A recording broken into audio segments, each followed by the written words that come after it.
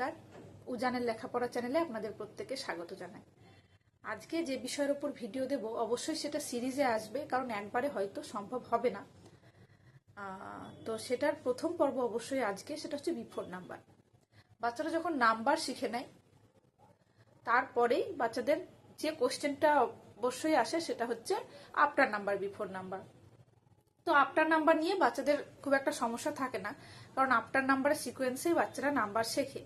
1, 2, 3, 4, 5, 6, 7, 8, 9, 10 থেকে আরম্ভ করে 49, 50, 51 এই সিকোয়েন্সে বাচ্চা পড়ছে, ফলে তার আফটার নাম্বার বলতে বা লিখতে অনেক সুবিধা হয়।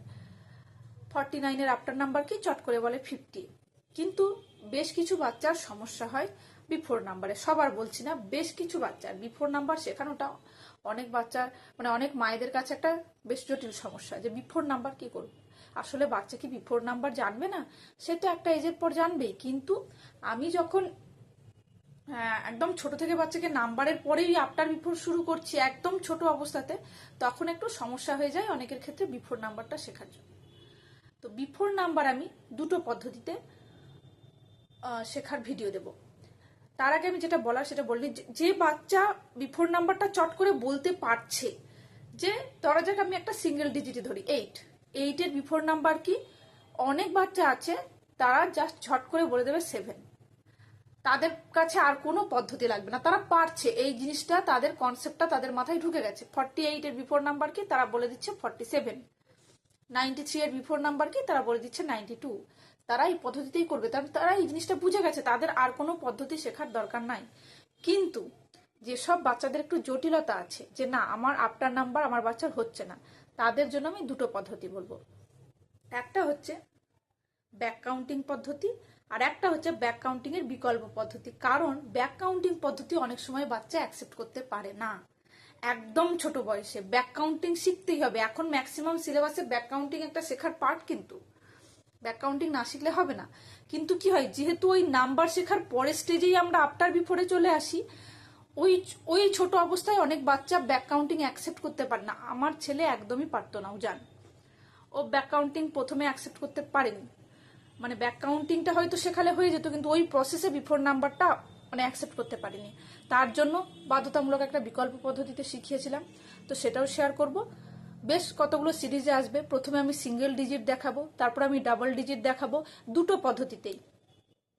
পদ্ধতিতেই আসবে। দেখা যাক কটা সিরিজ হয়। আমি এখনো জানি না যে কটা ভিডিও দিতে পারবো, মোট কটা পর্বে আসবে, কিন্তু আমি চাইবো দেখাচ্ছি আমরা ব্যাকওয়ার্ড কাউন্টিং কিভাবে শেখাবো। ফরওয়ার্ড কাউন্টিং কি হয় বাচ্চাকে এটা দেখাতে হবে। প্রথমে 1, 2, 3, 4, 5, 6, 7, 8, 9, 9 এর বেশি কিন্তু আমরা প্রথম ক্ষেত্রে যাব না।